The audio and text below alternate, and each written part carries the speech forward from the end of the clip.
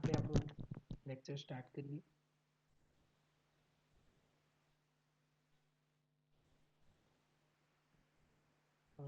લાસ્ટમાં આપણે થ્રેશોલ્ડ ફ્રીક્વન્સીની ચર્ચા કરતા હતા, થ્રેશોલ્ડ આવૃત્તિની ચર્ચા કરતા હતા. તો અહીંયા આગળ થ્રેશોલ્ડ આવૃત્તિ ને આપણે ન્યૂ ઝીરો કહીએ છીએ, આની આપણે ચર્ચા કરતા હતા.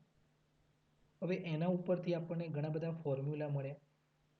તો એક ફોર્મ્યુલા આપણને મળે છે હાફ mv સ્ક્વેર,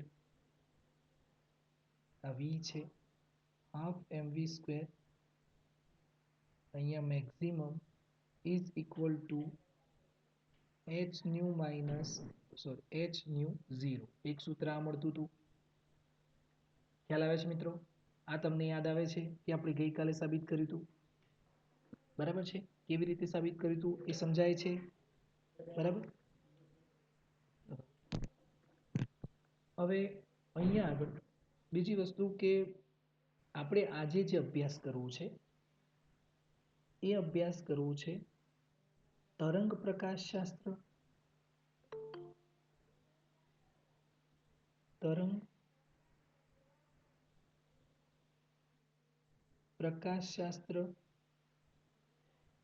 અને ફોટો ઇલેક્ટ્રિક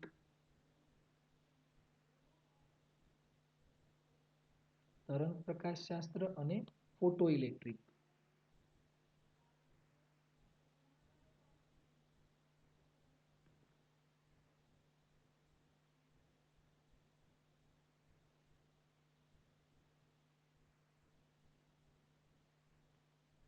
વચ્ચેનો તફાવત. તરંગ પ્રકાશશાસ્ત્ર અને ફોટો ઇલેક્ટ્રિક વચ્ચેનો તફાવત. બરાબર. ચલો, ફોટો ઇલેક્ટ્રિક એટલે શું? ફોટો ઇલેક્ટ્રિક આપણે ભણ્યા અત્યાર સુધી?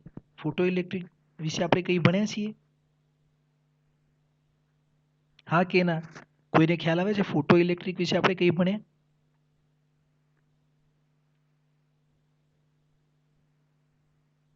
યસ ઓર નો? કે ફોટો ઇલેક્ટ્રિક વિશે આપણે ભણ્યા છે? હેતવી યસ. બીજું કોઈ?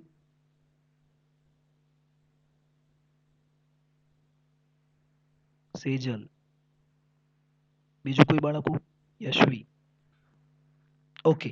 તો ફોટો ઇલેક્ટ્રિક એટલે જે હોલવેક અને લેનાર્ડનો પ્રયોગ છે એને જ આપણે ફોટો ઇલેક્ટ્રિક પ્રયોગ કહીએ છીએ.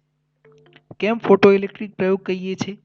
કેમ કે ફોટો ઇલેક્ટ્રિક પ્રયોગની અંદર આપણે હોલવેક અને લેનાર્ડના પ્રયોગની અંદર જોયું કે જ્યારે પ્રકાશના કિરણો એના ઉપર પડે છે તો એ પ્રકાશના કિરણો જે છે એ કણ સ્વરૂપે આવે છે.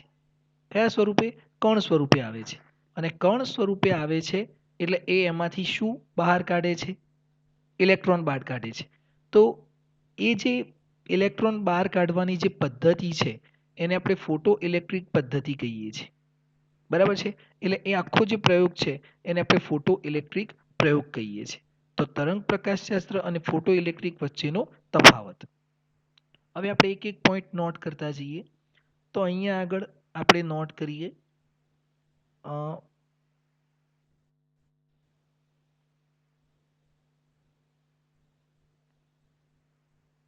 ફોટો ઇલેક્ટ્રિક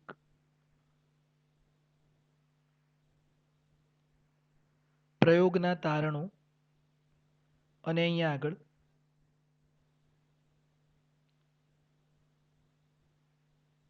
તરંગ પ્રકાશશાસ્ત્રના તારણો. હવે આ તરંગ પ્રકાશશાસ્ત્ર કોણ છે? તો તરંગ પ્રકાશશાસ્ત્ર એ વેવ થિયરી છે. એને આપણે શું કહીશું? Wave theory. જે તમે ચેપ્ટર નંબર 10 ની અંદર ભણ્યા તરંગ પ્રકાશશાસ્ત્ર, એના જે વૈજ્ઞાનિકો હતા હાઇગેન્સ, યંગ, બરાબર છે, એ બધા વૈજ્ઞાનિકો પ્રકાશને કયા સ્વરૂપે માને છે? તરંગ સ્વરૂપે. અને અહીંયા જે વૈજ્ઞાનિકો છે એ પ્રકાશને કયા સ્વરૂપે માને છે? કણ સ્વરૂપે, દ્રવ્ય સ્વરૂપે માને છે. તો આ બંને વચ્ચે શું તફાવત છે એ આપણે સમજવું છે. ઓકે. તો પહેલો પોઈન્ટ આપણે અહીંયા નોટ કરીએ. તો આના આધારે હું લખું છું કે તરંગ પ્રકાશ શાસ્ત્ર મુજબ ઊર્જા એ તીવ્રતા પર આધારિત છે. ઊર્જા એ કોના પર આધારિત છે? તીવ્રતા પર આધારિત છે. કેમ કે તીવ્રતાનું સૂત્ર શું છે? Intensity is equal two energy upon area. એટલે અહીંયાથી ઇન્ટેન્સિટી ડાયરેક્ટલી પ્રપોઝનલ ટુ એનર્જી, એટલે ઊર્જા એ તીવ્રતાના સમપ્રમાણમાં છે. તરંગ પ્રકાશશાસ્ત્ર એવું કહે છે. પણ ફોટો ઇલેક્ટ્રિક પ્રયોગ પરથી આપણને શું જાણવા મળ્યું? ફોટો ઇલેક્ટ્રિક પ્રયોગ પરથી આપણને શું જાણવા મળ્યું? તો હું ખાલી પ્રયોગ લખું છું. પ્રયોગના તારણ પરથી ઊર્જા એ કોના પર આધારિત છે? આવૃત્તિ પર આધાર રાખે છે. આવૃત્તિ પર આધાર રાખે છે. બીજું,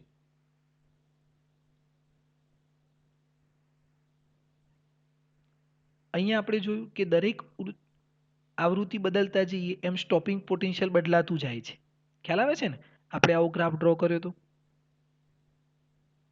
કે અહીંયા 0 પર, અહીંયાથી આમ, પછી આમ, પછી આનું સ્ટોપિંગ પોટેન્શિયલ અહીંયા V01, પછી બીજી આવૃત્તિ માટે આનું સ્ટોપિંગ પોટેન્શિયલ અહીંયા, ત્રીજી આવૃત્તિ માટે આનું સ્ટોપિંગ પોટેન્શિયલ અહીંયા.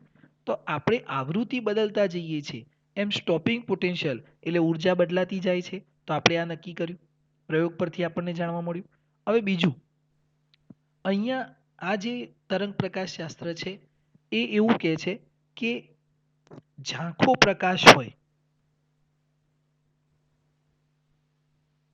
ઝાંખો પ્રકાશ હોય,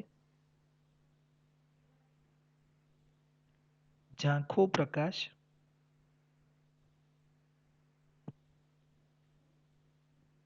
ધ્યાન આપજો, ઝાંખો પ્રકાશ એ પ્લેટમાંથી ઇલેક્ટ્રોનનું ઉત્સર્જન કરી શકતો નથી. ઝાંખો પ્રકાશ એ પ્લેટમાંથી ઇલેક્ટ્રોનનું ઉત્સર્જન કરી શકતો નથી. ઓકે, અને અહીંયા શું કહે છે? આ પોઈન્ટ સમજવા જેવું છે, સમજીએ આપણે. પ્રકાશ ઝાંખો હોય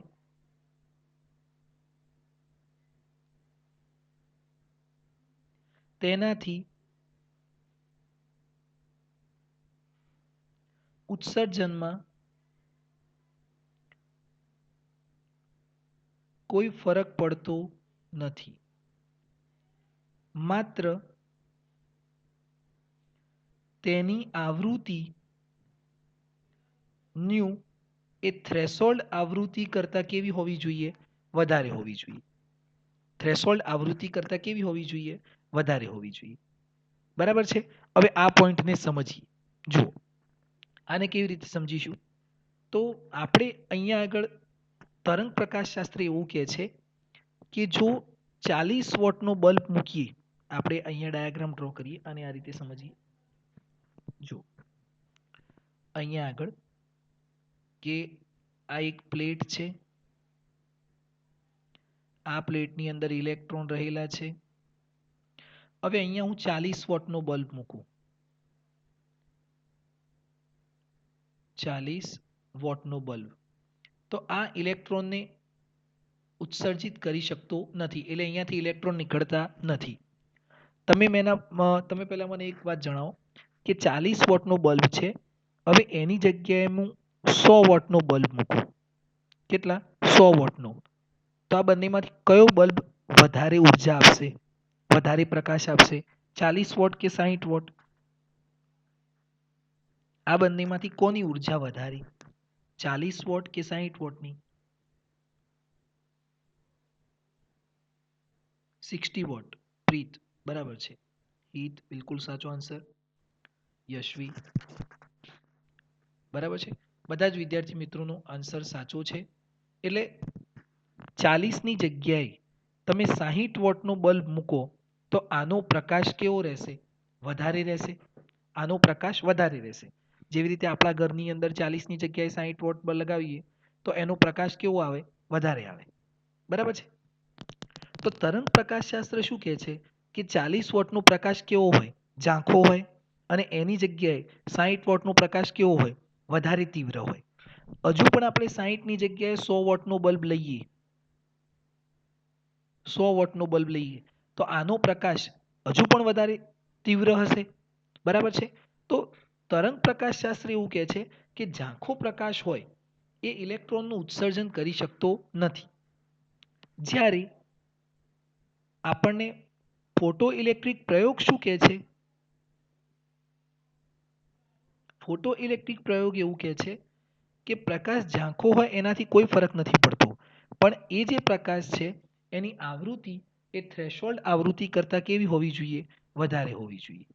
જેવી રીતે હું અહીંયા આગળ 40 વોટનો રેડ બલ્બ લીધો, રેડ બલ્બ. પછી મેં 500 વોટનો યલો બલ્બ લીધો.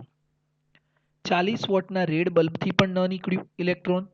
એની જગ્યાએ 500 વોટનો 40 વોટની જગ્યાએ 500 વોટ તો કેટલો વધારે પ્રકાશ આપે, છતાં પણ ઇલેક્ટ્રોન નીકળતો નથી.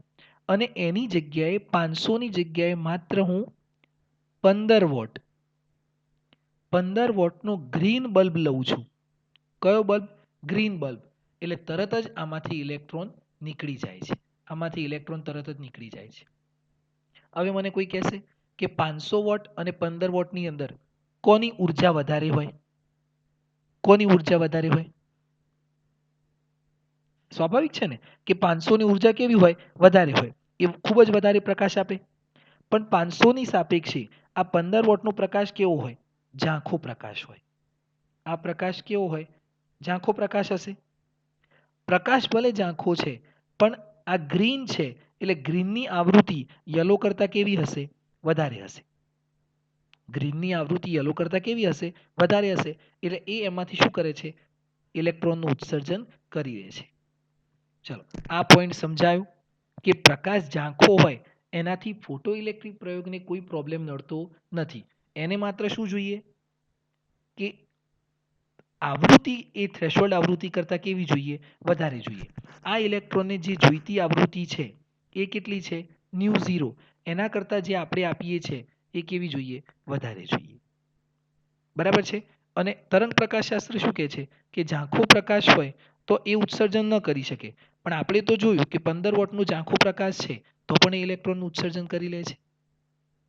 ખ્યાલ આવે છે? બરાબર. ચલો, આ પોઈન્ટની અંદર દરેકને સમજાયું કે ન સમજાયું? યસ ઓર નો? તો આપણે આગળનો એક બીજો મુદ્દો જોઈએ.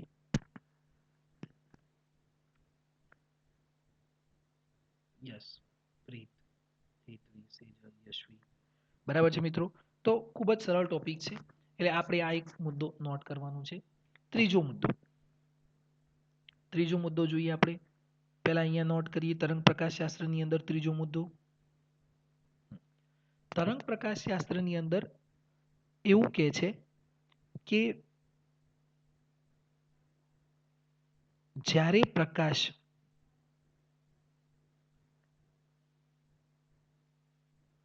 પ્લેટ પર પડે છે ત્યારે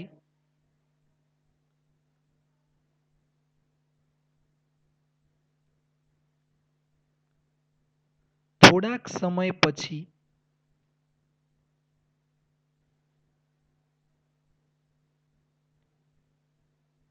પ્લેટમાંથી ઇલેક્ટ્રોન ઉત્સર્જિત થાય છે. ધ્યાન આપજો, આ પણ સમજવા જેવું છે. અહીંયા શું કહે છે કે આ પ્લેટ છે. બરાબર. અને આ પ્લેટની અંદર અહીંયા અહીંયા અહીંયા આ દરેક જગ્યાએ ઇલેક્ટ્રોન રહેલા છે. હવે તરંગ પ્રકાશશાસ્ત્ર શું કહે છે? તરંગ પ્રકાશશાસ્ત્રનો મતલબ શું કે પ્રકાશ કયા સ્વરૂપે આવે? તરંગ સ્વરૂપે. હવે અહીંયાથી આ પ્રકાશ જ્યારે આવે છે આ રીતે આખું જ આ રીતે આવશે પ્રકાશ. મેં કેમ આ રીતે ડ્રો કર્યું? તો આપણે ચેપ્ટર નંબર 10 ની અંદર ભણેલા છે કે પ્રકાશ જ્યારે આપણી તરફ આવે છે, તરંગ આપણી તરફ આવે છે તો એના તરંગ અગ્ર આપણી સાથે ટકરાય છે. તરંગ અગ્ર અને તરંગ અગ્ર એ આખા આ રીતે આગળ ચાલે છે. તો આ તરંગ અગ્રનું અહીંયાનો પોઈન્ટ, અહીંયાનો પોઈન્ટ, અહીંયાનો પોઈન્ટ, અહીંયાનો પોઈન્ટ, આ બધા જ પોઈન્ટ એક સાથે અહીંયા ટકરાય છે. જેવા આ બધા આની સાથે ટકરાશે એવા આ દરેકમાંથી ઇલેક્ટ્રોન જે છે એ શું કરશે? પહેલા જોજો, આ તરંગ અગ્ર એ ઉર્જા લઈને આવે છે. એ ઉર્જા સાથેનું તરંગ અગ્ર આને ટકરાય છે એટલે એ ઉર્જા આ પ્લેટને આપી દે છે. પ્લેટ એમાંથી ઉર્જાનું શોષણ કરે છે, પોતાનું તાપમાન વધારે છે અને પછી ઇલેક્ટ્રોનનું ઉત્સર્જન કરે છે.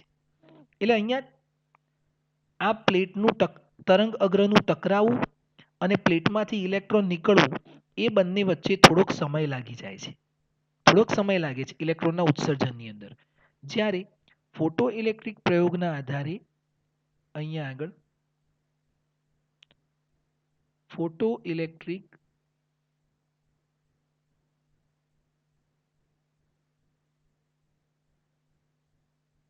પ્રયોગના આધારે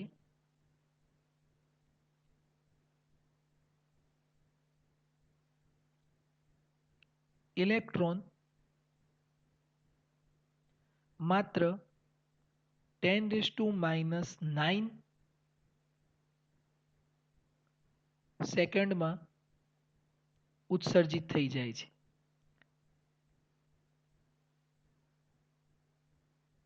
10⁻⁹ સેકન્ડમાં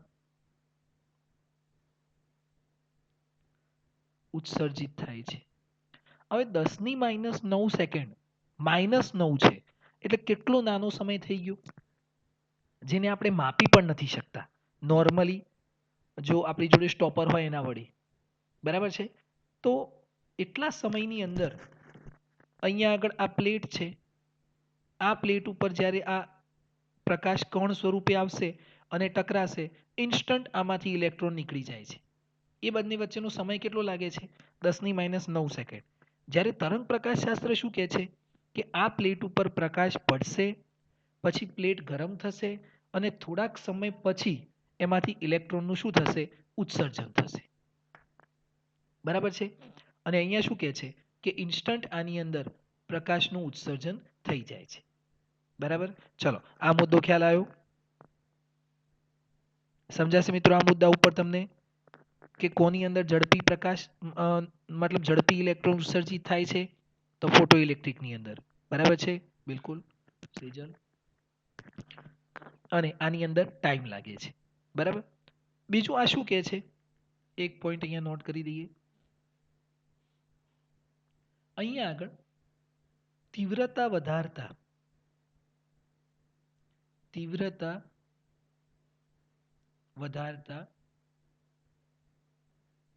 ઇલેક્ટ્રોનની સંખ્યા વધે છે.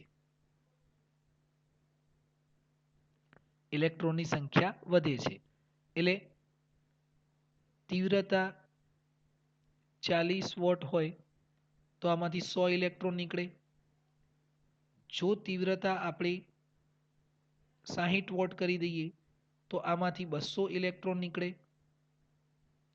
જો તીવ્રતા આપણે 500 વોટ કરી દઈએ તો આમાંથી 1000 ઇલેક્ટ્રોન નીકળે. આ બધા જ ઇલેક્ટ્રોનની સંખ્યા વધતી જાય છે. જ્યારે અહીંયા શું કહે છે કે તીવ્રતા વધારતા ઇલેક્ટ્રોનની સંખ્યા વધે છે. ઇલેક્ટ્રોનની સંખ્યા વધે છે.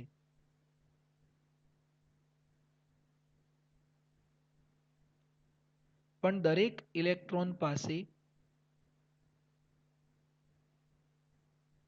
ઉર્જા તો સમાન જ હોય છે. સંખ્યા વધશે પણ દરેકની ઉર્જા નહીં વધે. આ 100 ઇલેક્ટ્રોન હતા તો દરેક પાસે 5 ઇલેક્ટ્રોવોલ્ટ જેટલી ઉર્જા હતી. 200 થયા તો પણ દરેક પાસે 5 ઇલેક્ટ્રોવોલ્ટ જેટલી ઉર્જા છે. 1000 થયા તો પણ દરેક પાસે કેટલી ઉર્જા છે? 5 ઇલેક્ટ્રોવોલ્ટ જ ઉર્જા છે. દરેકની ઉર્જા વધતી નથી. બરાબર છે? ચાલો, આ 4 મુદ્દાની અંદર જેને ખ્યાલ આવ્યો હોય એ મને તરત જ રિપ્લાય આપે તો આપણે આગળનો ટોપિક જોઈએ. આ હતી તરંગ પ્રકાશશાસ્ત્ર અને ફોટો ઇલેક્ટ્રિક પ્રયોગની દલીલ. ફોટો ઇલેક્ટ્રિક પ્રયોગ એટલે હોલવેક અને લેનાર્ડે જે પ્રયોગ કર્યો અને એના ઉપરથી અમને જે રિઝલ્ટ મેળવ્યા એ રિઝલ્ટ આ પ્રમાણે હતા. જ્યારે તરંગ પ્રકાશશાસ્ત્ર એની અંદર કોઈ પ્રયોગ નથી કરેલો, એ માત્ર થિયરીના આધાર પર તારણ આપતા હતા. એ જે વૈજ્ઞાનિકો હતા એ થિયરીના આધાર પર તારણ આપતા હતા. તો આપણે તો કોના ઉપર વિશ્વાસ કરીશું મિત્રો? જે આપણને દેખાય છે એના ઉપર આપણે વિશ્વાસ કરીશું. એટલે આપણે ફોટો ઇલેક્ટ્રિકના તારણને જે છે એ વિશ્વસનીય તારણ માનીએ છીએ. બરાબર છે? અને તરંગ પ્રકાશશાસ્ત્ર એ માત્ર પૂર્વધારણાઓ કે જેની કોઈ સાબિતી ન હોય એના આધારે એ આપણને તારણો આપતા હતા. પણ આપણે એવું નથી કહેતા કે એ બધા જ રિઝલ્ટ ખોટા છે. આપણે જ્યારે તરંગ પ્રકાશશાસ્ત્રનો અભ્યાસ કર્યો તો એ રિઝલ્ટને પણ આપણે સાચા માનીએ છીએ. બરાબર છે? તો એ પણ એના સમયમાં સાચા હતા. પણ જ્યારે આ પ્રયોગ થયો પછી આપણે એના ઘણા બધા રિઝલ્ટને આપણે ખોટા સાબિત કરીએ છીએ. ચલો, આ 4 મુદ્દાની અંદર તફાવતની અંદર ખ્યાલ આવશે મિત્રો. આપણને યાદ રહી જશે. જો એક્ઝામની અંદર પૂછાય તો આપણે આને લખી શકીશું યસ ઓર નો. ઝડપી. તો આપણે આગળ જઈએ. Yes yes yes yes. Okay, ખૂબ જ સરસ વિદ્યાર્થી મિત્રો. જો તમને સમજાયું હોય તો આ એક ખૂબ જ અગત્યનો પ્રશ્ન છે. આ જે પ્રશ્ન છે એ ઇમ્પોર્ટન્ટ પ્રશ્ન પણ છે. એટલે આની અંદર જો તમને આ 4 મુદ્દા યાદ રહેશે, ખૂબ જ સરળ છે. તમને પ્રયોગ યાદ રહી ગયો હશે તો તમને આ 4 મુદ્દા યાદ રહેશે અને 4 મુદ્દા યાદ રહેશે તો આ પ્રશ્ન ખૂબ જ વધારે પ્રમાણમાં પૂછાતો હોય છે કે ફોટો ઇલેક્ટ્રિક પ્રયોગ અને તરંગ પ્રકાશશાસ્ત્રના તફાવત આપો. અથવા તો ઘણીક વાર એવું પૂછાય કે ફોટો ઇલેક્ટ્રિક પ્રયોગ અને તરંગ પ્રકાશશાસ્ત્ર વચ્ચેની દલીલ સમજાવો. દલીલ સમજાવો. તો આપણે આ રીતે એની દલીલ સમજાવીશું. ખ્યાલ આવશે? તો આ જે છે એ તમારે યાદ રાખવાનું છે અને ખૂબ જ મજાનો આ પ્રશ્ન છે. એની અંદર આ 4 પોઈન્ટ છે. તમે બુકની અંદર પણ વાંચશો તો તમને આ સમજાશે. ચાલો, હવે આપણે આગળ વધીએ.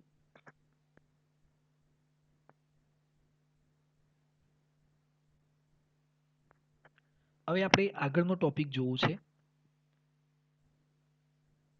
અને એ જે ટોપિક છે ફોટોન વિશે.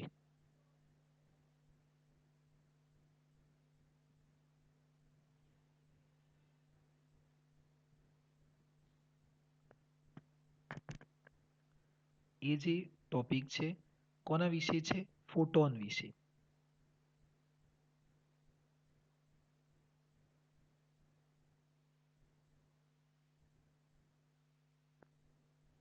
ફોટોન વિશે. આ ફોટોન શું છે એને આપણે સમજવું છે.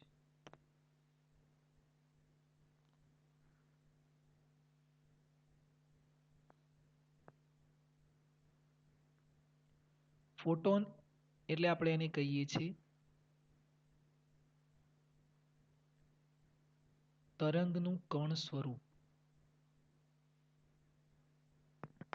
ચાલો, શબ્દ ઉપરથી આ તમને સમજાય છે કે ફોટોન એટલે કોણ? તો તરંગનું કણ સ્વરૂપ. તરંગનું કણ સ્વરૂપ. અને આ ફોટોન શું છે એના વિશે આપણે સમજવું છે. ફોટોનની લાક્ષણિકતાઓ, ફોટોનના ગુણધર્મો સમજવા છે. ચાલો, સૌથી પહેલા આપણે આને સમજવાનો અહીંયા પ્રયત્ન કરીએ. તો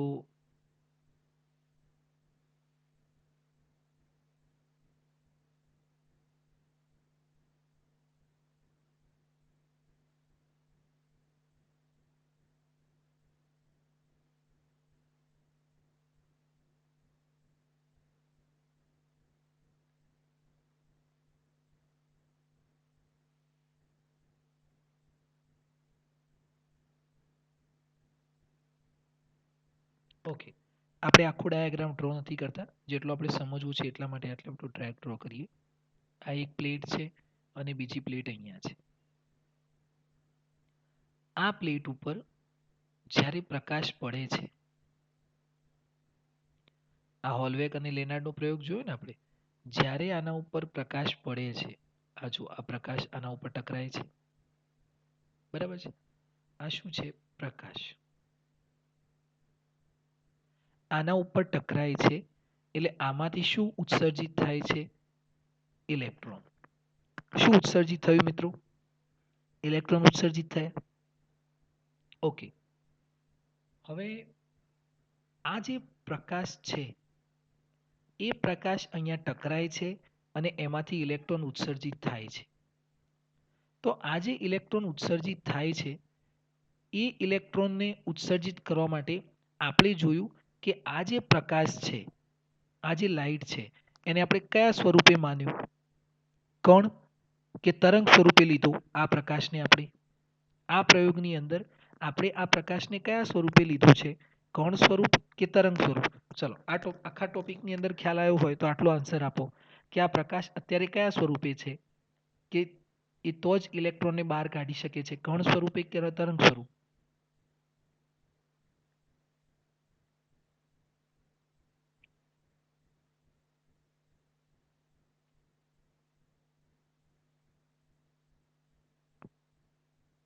સેજલ કણ સ્વરૂપ.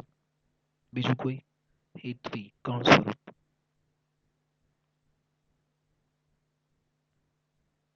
બીજા વિદ્યાર્થી મિત્રો? તો અત્યારે આ પ્રકાશ કયા સ્વરૂપે આવે છે મિત્રો? કણ સ્વરૂપે, દ્રવ્ય સ્વરૂપે આવે છે. કેમ કે કણની જોડે શું હોય? દળ હોય. કણની જોડે શું હોય? દળ હોય છે. અને દળ હોય તો એ અહીંયા આવીને ટકરાશે, આ પ્લેટ પર ટકરાશે, ટકરાશે એટલે આમાંથી શું કાઢશે? ઇલેક્ટ્રોન નીકાળે છે. તો આ જે પ્રકાશ આવે છે એ પ્રકાશ અત્યારે કયા સ્વરૂપે રહેલો છે? કણ સ્વરૂપે. કણ સ્વરૂપે. બરાબર છે?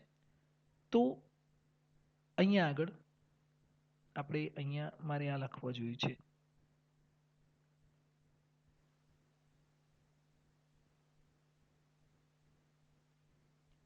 તરંગનું નહીં, સોરી, પ્રકાશનું કણ સ્વરૂપ. અહીંયા આગળ પ્રકાશનું કણ સ્વરૂપ. તો આ જે પ્રકાશ છે એ આપણે કણ સ્વરૂપે સ્વીકાર્યું. તો આ પ્રકાશનું જે કણ સ્વરૂપ છે એને આપણે શું નામ આપી દીધું? ફોટોન. પ્રકાશનું જે કણ સ્વરૂપ છે એને જ આપણે શું નામ આપ્યું? ફોટોન. કે આ પ્રકાશ જ્યારે કણ સ્વરૂપે આવે છે અને અહીંયા ટકરાય છે તો એ જે સ્વરૂપ છે આ પ્રકાશનું કણ સ્વરૂપ છે એને જ આપણે શું કહીએ છીએ મિત્રો? ફોટોન. ચાલો, ખ્યાલ આવે? તો ફોટોનની વ્યાખ્યા શું બની ગઈ? કે પ્રકાશના કણ સ્વરૂપને શું કહે છે? ફોટોન કહે છે. પ્રકાશના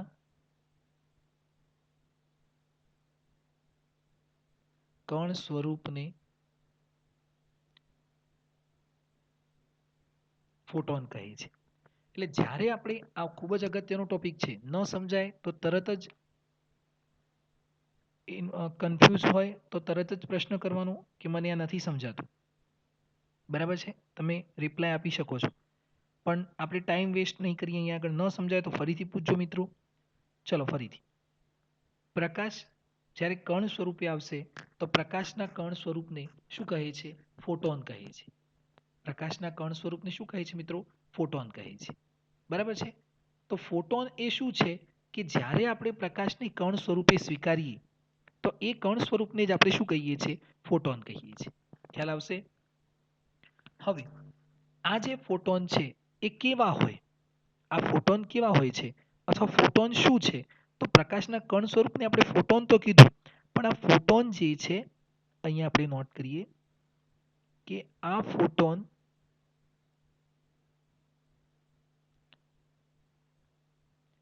નાના નાના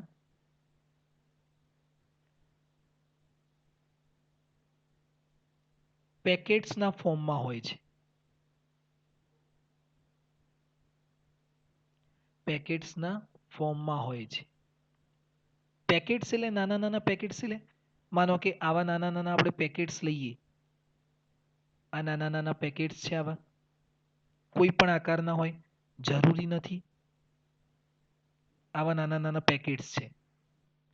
હવે જ્યારે અહીંયા પ્લેટ છે, આ પ્લેટ છે, આ પ્લેટ ઉપર અહીંયા પણ આ પ્લેટ જ છે, આ પ્લેટ ઉપર જ્યારે આ પ્રકાશ પડે છે પણ કણ સ્વરૂપે છે, તો આપણે એને શું કહીએ છીએ? ફોટોન. તો જ્યારે આ પ્લેટ ઉપર આ પ્રકાશ પડશે, આ પ્રકાશ પડે છે કણ સ્વરૂપે, તો એ કેવી રીતે પડશે? નાના નાના પેકેટ્સના સ્વરૂપમાં. આમ નાના નાના પેકેટ્સ અહીંયા ટકરાતા જાય છે, નાના નાના પેકેટ્સ અહીંયા ટકરાતા જશે અને અહીંયાથી ઇલેક્ટ્રોનનું ઉત્સર્જન થતું થાય. ખ્યાલ આવે છે? તો આ ફોટોન એ પ્રકાશનું કણ સ્વરૂપ છે અને એ નાના નાના પેકેટ્સની સ્વરૂપે અહીંયા ટકરાતા જાય છે. જેવી રીતે નાના નાના પેકેટ્સ હોય તો આપણે એને ઉપર થ્રો કરતા જઈએ છીએ અને એ થ્રો કરતા જઈએ એટલે એ અહીંયા ટકરાતા જાય છે અને આ જેવા ટકરાય છે, આ અહીંયા આગળ જેવા ટકરાય છે એવા જ આમાંથી ઇલેક્ટ્રોન નીકળે છે. ચલો મિત્રો, ખ્યાલ આવ્યો કે ફોટોન એ શું છે? પ્રકાશનું કણ સ્વરૂપ છે.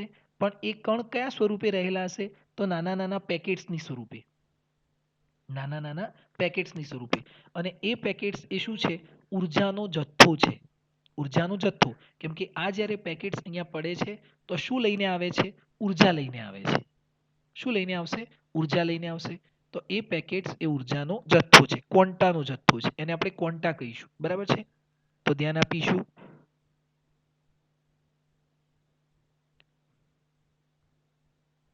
આ પેકેટ્સ એ ઉર્જાનો જથ્થો છે, ઉર્જાનો જથ્થો છે. ચલો મિત્રો, ખ્યાલ આવ્યો કે ફોટોન પહેલા તો કોને કહીશું? જો પ્રકાશને આપણે કણ સ્વરૂપે સ્વીકારીએ કે પ્રકાશ કણ સ્વરૂપે આવે છે, દ્રવ્ય સ્વરૂપે, તો પ્રકાશને આપણે શું કહીશું? ફોટોન કહીશું. હવે આ ફોટોન કેવા હોય? તો નાના નાના પેકેટ્સની સ્વરૂપે આવે. જેવી રીતે આપણે એક પછી એક નાના નાના પથ્થરને થ્રો કરીએ ને, ઘણી જગ્યાએ આપણે બેઠા હોઈએ તો નાના નાના પથ્થર વડે આપણે એકબીજાને આમ મારતા રહીએ, કેમ કે એ આપણો સ્વભાવ છે. તો એવા જે નાના નાના પથ્થર છે એ આપણે ફેંકતા જઈએ તો એ એક પ્રકારના ફોટોન્સ છે, એવું આપણે કહી શકીએ, જે નાના નાના પેકેટ્સના સ્વરૂપે હોય છે. ચલો, આ ખ્યાલ આવશે મિત્રો? આટલું સમજાશે? યસ ઓર નો? ઝડપથી રિપ્લાય આપીએ, આપણે આગળ વધીએ.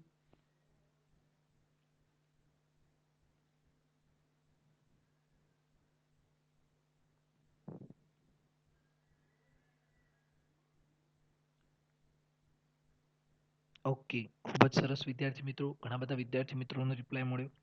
ચલો, આટલો ખ્યાલ આવી ગયો. હવે એના પછી આપણે આગળ વધીએ. તો આ ફોટોનની માહિતી થઈ ગઈ કે ફોટોન શું છે અને એ કેવા સ્વરૂપે રહેલું છે.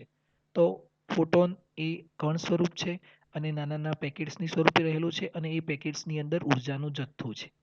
બરાબર છે? હવે આ ફોટોનની લાક્ષણિકતાઓ જોવી છે આપણે. શું જોવું છે? ફોટોનની લાક્ષણિકતાઓ જોવી છે. તો ફોટોનની લાક્ષણિકતાઓ કેવી હોય અથવા ફોટોનની લાક્ષણિકતાઓ કેટલી છે? તો અહીંયા જુઓ, નોટ કરીએ.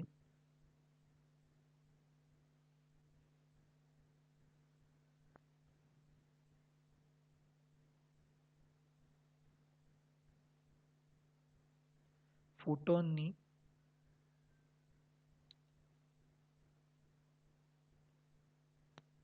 અહીંયા આગળ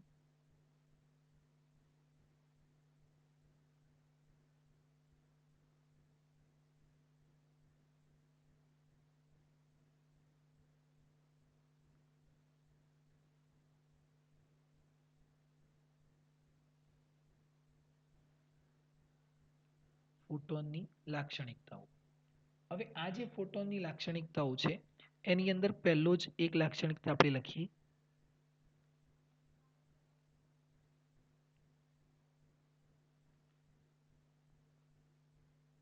આમાં વધારે ટાઈમ વેસ્ટ થાય છે. ફોટોન જ્યારે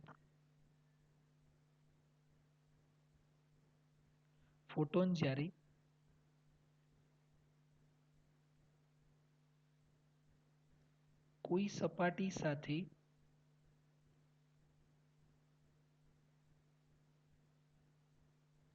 ટકરાય છે ત્યારે તેનું સ્વરૂપ કણ જેવું હોય છે. તેનું સ્વરૂપ કણ જેવું હોય છે. આ સમજો. ફોટોન જ્યારે કોઈ સપાટી સાથે ટકરાશે તો આ સપાટી છે. એક મિનિટ બાળકો, તમે આ જરા જોજો. 2 મિનિટ.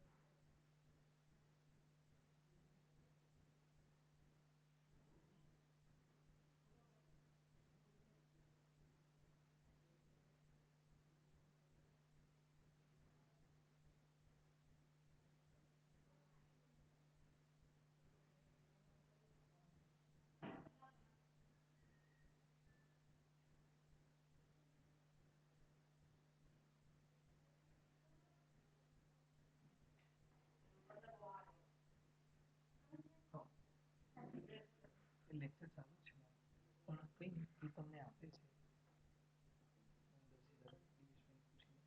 તો એ તમે જોઈ લો અને એની અંદર કેવી રીતે કામ કરવાનું છે. દિનેશભાઈને કોલ લાગ્યો તો રેડી છે, પણ શું લઈ જવાનું તમને આપે. ફોનનું કામ છે એટલે કહું છું, આ વધારે સ્કેનિંગ ને આ માથાકૂટ વાળું છે તો કોને આપે? એ વાત સારી, માર્કિંગ ને બધું કરે પણ જે મોબાઈલ સમજી લો તમે અને સર આ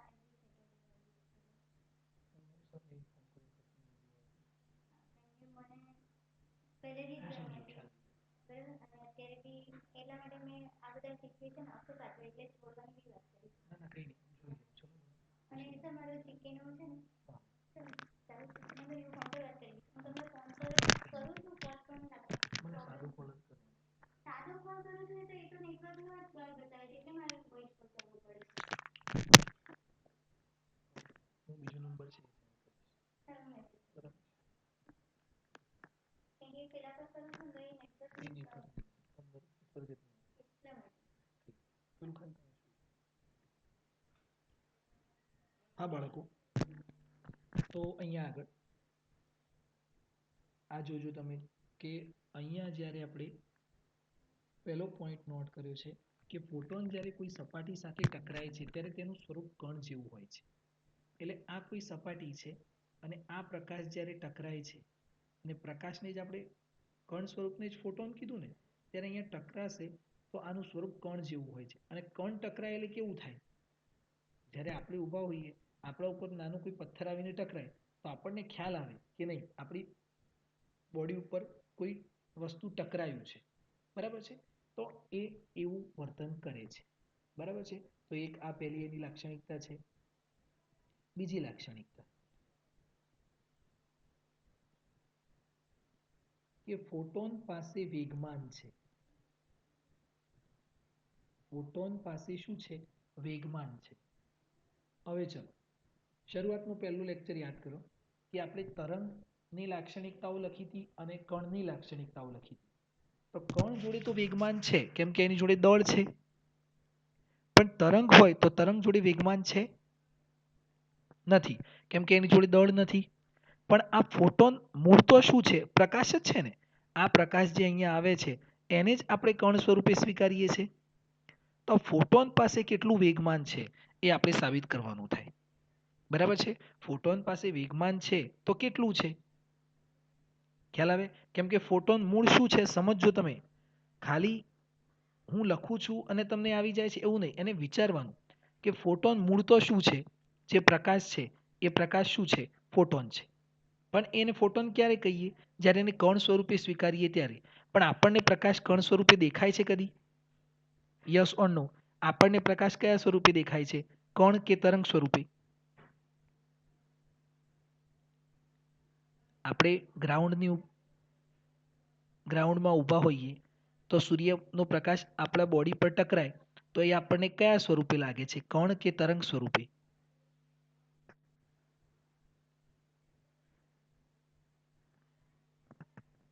તરંગ, તરંગ, તરંગ.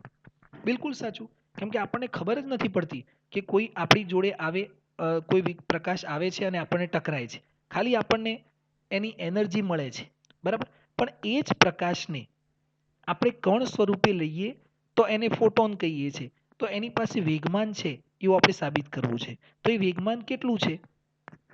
તો જુઓ, અહીંયા આપણે વેગમાનનું સૂત્ર જાણીએ છીએ કાઇનેમેટિક્સની અંદર કે વેગમાન બરાબર શું થાય? P is equal to M into V. આ વેગમાનનું સૂત્ર છે. હવે જે આ એમ ઇન્ટુ વી છે, એમ ઇન્ટુ વી, એને હું વી વડે ભાગું અને વી વડે ગુણું, વી વડે ભાગતા અને વી વડે ગુણતા, વી વડે ભાગતા અને વી વડે ગુણતા, તો આ જે છે એમ વી સ્ક્વેર અપોન વી થઈ ગયું. હવે એમ વી સ્ક્વેર અપોન વી, આ એમ વી સ્ક્વેર શું છે? મને કોઈ કહેશે એમ વી સ્ક્વેર શું છે? તો એમ વી સ્ક્વેર, આ જે એમ વી સ્ક્વેર છે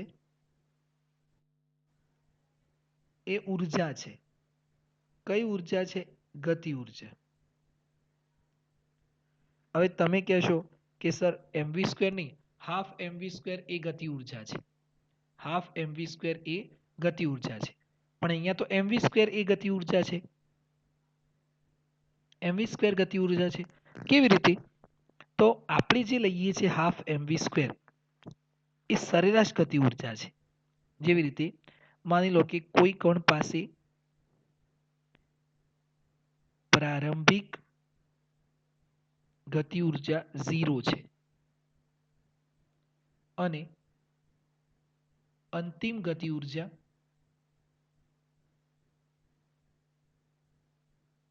એમ વી સ્ક્વેર છે. તો આ બંનેની સરેરાશ ગતિ ઉર્જા કેટલી થઈ? સરેરાશ ગતિ ઉર્જા કેટલી થાય? એમ વી સ્ક્વેર પ્લસ 0 ડિવાઈડ બાય 2, એટલે આ શું થઈ ગયું? એમ વી સ્ક્વેર ડિવાઈડ બાય 2. તો આ શું છે? તો આ સરેરાશ ગતિ ઉર્જા છે. ખ્યાલ આવશે? પણ આ એમ વી સ્ક્વેર એ શું છે? ગતિ ઉર્જા જ છે. બરાબર છે? તો આપણને આવું સ્વરૂપ મળ્યું. આગળ આપણને શું સ્વરૂપ મળ્યું? એમ વી સ્ક્વેર અપોન વી. તો આ એમ વી સ્ક્વેર શું છે? ઉર્જા. અને આ નીચે શું છે? વેગ છે. ઉર્જા એટલે શું? E અને વેગ એટલે શું? c. કેમ કે પ્રકાશનો વેગને આપણે શું કહીએ? c કહીએ ને. હવે ઉર્જા, તો આ ઉર્જા કેટલી છે? તો હમણાં જ આપણે આગળ સાબિત કર્યું છે કે ઉર્જા ઇઝ ઇક્વલ ટુ શું થાય? H new. આ ઉર્જાનું સૂત્ર છે અને અહીંયા c. આ એચ ન્યુ ખ્યાલ આવ્યો મિત્રો? પ્લેન્કના સૂત્ર પરથી આપણે ઉર્જાનું સૂત્ર મેળવ્યું હતું ને, E is equal two H F, એટલે એચ ન્યુ. પણ આપણે બીજું એક સૂત્ર જાણીએ છીએ કે C is equal two new into lambda. આ ન્યુ શું છે? આવૃત્તિ. તમે આ રીતે લખતા C is equal to f into lambda. આ એ જ સૂત્ર છે. તો C ની જગ્યાએ ન્યુ ઇન્ટુ લેમડા મૂકી શકાય. તો H ઇન્ટુ ન્યુ અને C ની જગ્યાએ ન્યુ ઇન્ટુ લેમડા. તો આ ન્યુ ન્યુ કેન્સલ થઈ જશે. શું આવશે? H upon lambda. આ એની જોડે શું છે? વેગમાન છે. તો ફોટોનનું વેગમાન કેટલું થયું? ફોટોનનું વેગમાન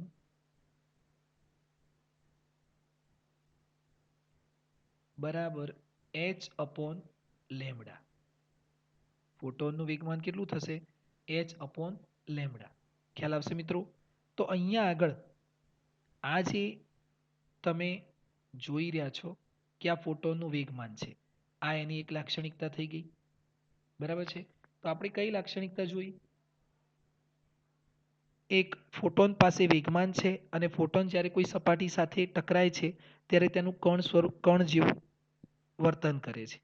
ચાલો એના પછી એક લાક્ષણિકતા બીજી છે, જો ત્રીજી લાક્ષણિકતા શું છે કે ફોટોન જે છે, ફોટોન પાસે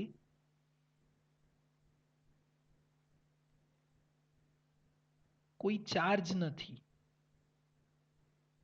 એટલે એ ન્યુટ્રલ છે, એટલે તે તટસ્થ છે માટે તે વિદ્યુત ક્ષેત્ર અને ચુંબકીય ક્ષેત્રને અનુસરતો નથી. ફોટોન પાસે કોઈ ચાર્જ નથી, એ ન્યુટ્રલ છે. જેવી રીતે ન્યુટ્રોન છે એવી રીતે ફોટોન પાસે કોઈ ચાર્જ નથી, અને વિદ્યુત ક્ષેત્ર અને ચુંબકીય ક્ષેત્ર માટે તો શું જોઈએ? શું જોઈએ મિત્રો? ચાર્જ જોઈએ. એટલે આ તટસ્થ છે, એટલે એને કોઈ વિદ્યુત ક્ષેત્ર અને ચુંબકીય ક્ષેત્રને અનુસરતો નથી.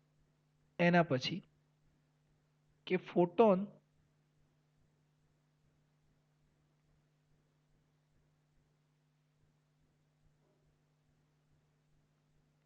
વેગમાન અને